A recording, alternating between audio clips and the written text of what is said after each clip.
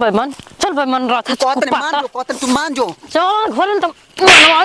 मनवा दे खूब चल बेइज्जत हमर को धरी तू समाज में जाके बेइज्जत करतन ढेर भाई भौजाई वाला भइल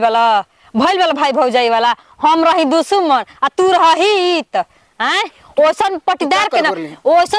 के ना होने सलाई ला के आग लगा के फूक देबे के चाहिए ठीक ओसन पटीदार के हमके जरूरत नहीं है चल दगलो घर हित गन पहुंचर ला तू जा हमर मुंह धकले होत काहे के हित गन टूट जाए के का हित गन तोहार हित गन ना हम तोहार फुआ ना हई तोहार मामी ना हई जा हैं तो एक दिन झकेली है जा हैं अच्छा एक दिन कहे बोले वाली एक दिन कहे आइल ह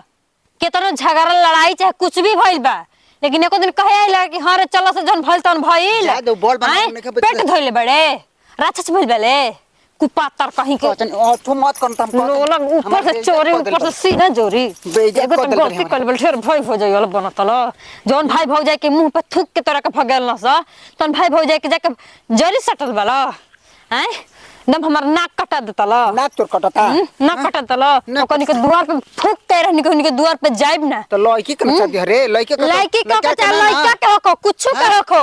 हम काहे तो गोले हमर बिना पूछले काहे गोले हमर से बिना पूछले तो तुम्हारे हमारे बेइज्जत कर भी तू जाके हैं चार चप्पल मारबो करब हम अपने मर्द के कुछ भी बोली कतरे से का करते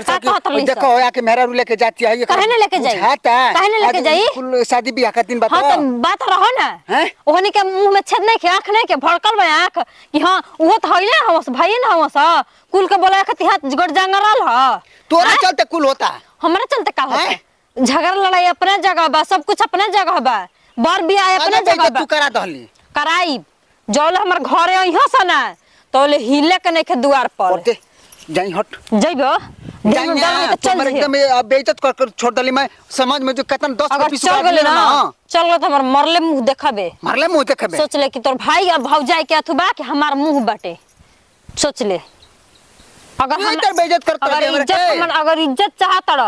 त अगर चुपचाप घरे चल ना त मरले मुंह देखबा अब अगर एगो बात कान खोल के सुन ल अगर चल गइल त लोला कुछ के दांत तोड़ के पेट कहां रे दांत तोड़ के पेट में घुसा दे ओइसन मेरे को कौन काम नहीं किया मर जाई बेइज्जत करावत तू हमरा के बेइज्जत हां रे हमरा के जौन ना कहे के तन कर सो दिन तोर मुंह में बाघा भई रहे हैं कुल तोरा में दोष मुंह में बाघा भई रहे बन होता जब तू ही कहत रे कुल तोरा में दोष ह त काहे कर जाता हमर दोस्त बा चल हमारे दोस्त बा हां ते मुंह में तो चुप रह ना कोनो बात बनी हम ना चुप रही एगो बात तू कहे तू 70 हो कहब कमरोनी कमाई खातनी के बात के कमाई खातनी बात के हमरा के खींच तो देखो फुल मौज अजवर जाना चल चुप एकदम कहत रहे दे चल दगला चल